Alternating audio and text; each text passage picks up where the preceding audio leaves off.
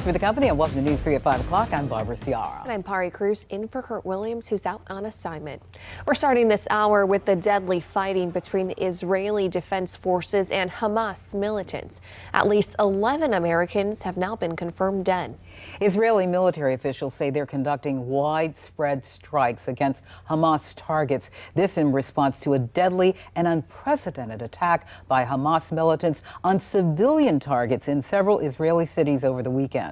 Israeli strikes are also landing in neighboring Lebanon, where the IDF claims gunmen are crossing the border into Israel.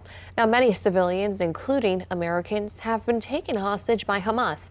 And the U.S. protesters in several cities are trading blame for the eruption of violence.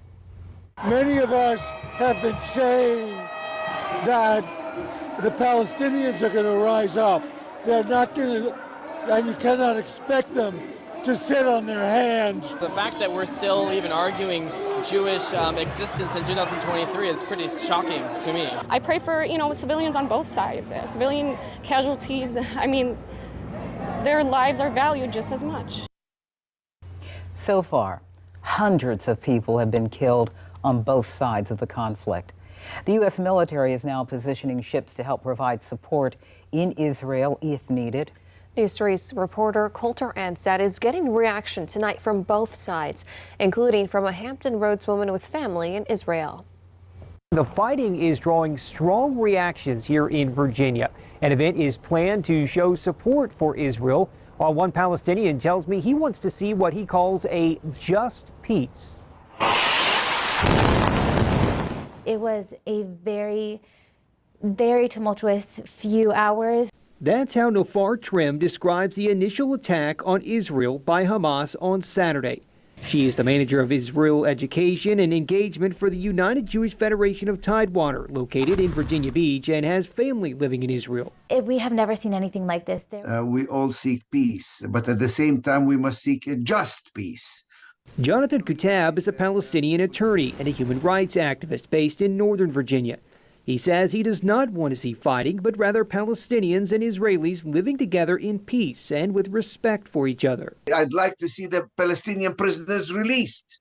We have over 1,300 people who are totally kept by Israelis in jail arbitrarily. No trial, no charges, nothing. I'd like to see Palestinians being recognized. I'd like to see genuine negotiations between Israel and Hamas and the Palestinians. On the other side, members of the Jewish community are expressing anguish over the attacks. They're holding a community gathering to support Israel on Tuesday at the United Jewish Federation of Tidewater campus. We've had an outpouring of support not only from Jewish community members, from everyone in this community, from elected officials locally, statewide, on the federal level. Trim says everyone is on edge, not knowing what will happen next, and wishes she could be in Israel right now. I want to be there to help, to protect, to do whatever I can to do my part. And unfortunately, I can't do that, but I think the second best option would be to be in the Tidewater community.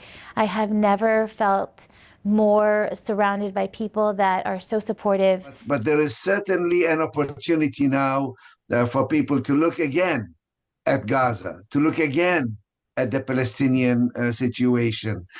In Norfolk, Coulter Ansett, News 3.